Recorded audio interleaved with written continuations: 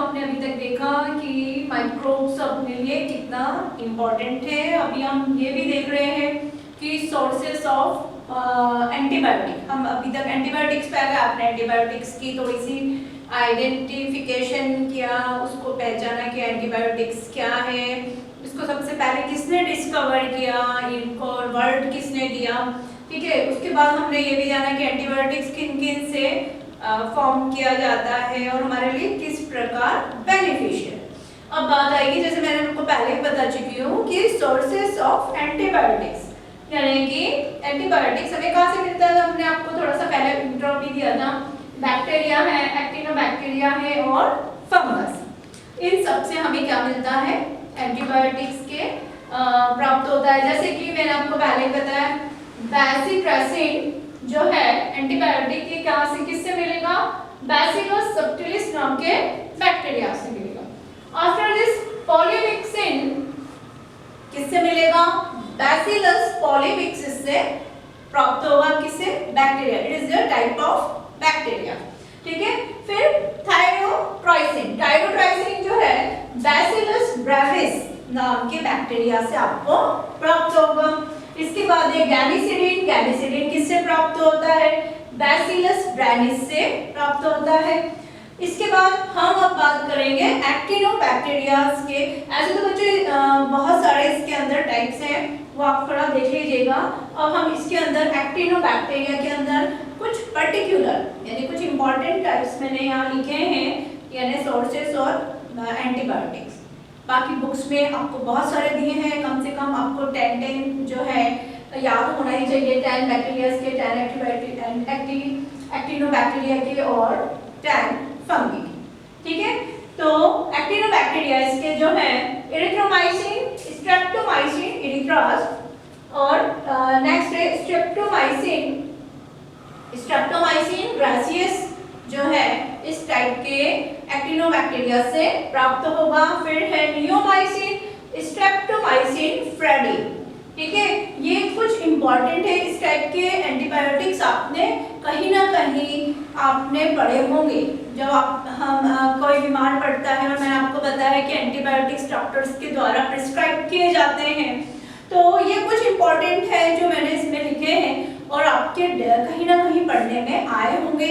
और वैसे बच्चों देखो, ऐसा है कि अब आप जैसे बायो के स्टूडेंट्स हैं, आप कोई भी घर में बीमार पड़ता है या कुछ है, मेडिसिन आती है घर में, आपको उनके रैपर्स में देखना चाहिए कि ये एंटीबायोटिक है, इस पे क्या लिखा है या कौन सी मेडिसिन दी जा रही है, क्योंकि ये सारे कंटेंट जो अब आप पढ़ रहे हैं वो उन्हीं में लिखे रहते हैं। कोई साइड अप आया है, खांसी का साइड अप आया है, सर्दी की गोली आई है, इन सबके कंटेंट और इनके नाम आपको पढ़ना चाहिए। तो ये बुक से ज्यादा तो आप व्यवहारिक जीवन में ही इन सब के नाम यूं भी याद कर सकते हैं, क्योंकि ये ना हर मेडिसिन के ऊपर उसके नाम के अलावा उसके कंटेंट लिखे जाते हैं, इंग्रेडिएंट लिखे जाते हैं कि इसमें किस किस चीज को मिलाकर इसको बनाया गया। ओके बच्चों, तो अब हम और आगे आते हैं, अब हम पढ़ेंगे फंगी के बारे में कि फंगी से कौन कौन से प्रोडक्ट एंटीबायोटिक्स हमको प्राप्त होते हैं। तो इसमें हमने आप पहले भी देख चुके हो, पेनिसिलियम, पेनिसिलिन है ना, तो पेनिसिलियम ग्रीसियस, ग्रीसिनियस, ये जो है इस टाइप का सोर्स से ये प्राप्त होगा है। फिर थर्मोफिलिन, थर्मोफिलिन जो है लेंजाइटिस थर्मोफिला, इस नाम के सोर्स से यानी इस नाम के फंगस से ये प्राप्त होता है एंटीबायोटिक।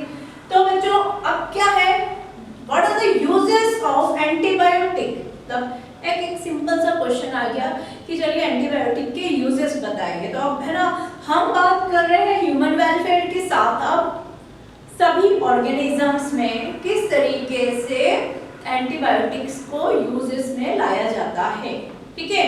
अब जैसे हम बीमार पड़ते हैं तो हमारे प्लांट्स भी तो बीमार पड़ते हैं ना। हमको ये भी मालूम है कि हमारे जब हम खेती वगैरह करते हैं तो खरपतवार भी उगाती है, जो जंगली घास है वो सब भी उगाती है, उसको भी हम निकालते हैं। वो ना उगे उसके लिए भी हम कुछ उपचार या ट्रीटमेंट उसमें करते हैं कृषि में, ठीक है बच्चों। तो अभी हम जो देखेंगे ये प्लांट्स में भी देखेंगे, ठीक है। तो प्लांट्स में मिल्ड्यू डिसीज होती है, उसके लिए भी इसका यूज किया जाता है पौधों में, ठीक है। लीफ स्पॉट डिसीज, ये अधिकतर आलू में है, गेहूं में है ना, इस टाइप से कई जो प्लांट्स है उसमें लिव स्पॉट से आ जाते हैं फंगल फॉर्म में और बैक्टीरियल फॉर्म में। फिर है विडिसाइड्स को हटाने के लिए भी किया जाता है, खरपतवार को हटाने के लिए भी किया जाता है। फिर मीट को प्रिजर्व करने के लिए। अब हम बात करेंगे प्रिजर्वेशन की। आपको मालूम है आप डिब्बाबंद प्रोडक्ट खाने के बहुत सारे मिलने लग गए हैं, जिसमें मीट से लेके वेजिटेबल्स तक आजकल आपको डब्बों में मिल जाती है, मॉल वगैरह में भी मिल जाती है, या कुछ दुकानों पे जहाँ पे बेकरीज का सामान मिलता है वहाँ पे आपको प्रिजर्व फूड जरूर मिलेगा बच्चों। तो उस प्रिजर्व फूड में जो है टेरामाइसिन, ओरियोमाइसिन नामक जो है ये प्रिजर्वेटिव का यूज किया जाता है। नाम याद रखना, टेरामाइसिन, ओरियोमाइसिन प्रिजर्वेटिव का यूज, ठीक है। अब हम बात करेंगे जुडिशियस यूजेस ऑफ एंटीबायोटिक्स, ठीक है, मतलब वैधानिक रूप से एंटीबायोटिक का यूज कहाँ कैसे कैसे किन रूपों में किया जाता है। तो मैं आपको बता दूं बच्चों कि स्टेरॉइड के प्रोडक्शन में किया जाता है, ठीक है, स्टेरॉइड्स। नंबर 2 फंगस, राइजोपस एहिरियस और राइजोपस नाइग्रिकेंस पेनिसिन, इसका यूजेस भी इसके अंदर किया जाता है।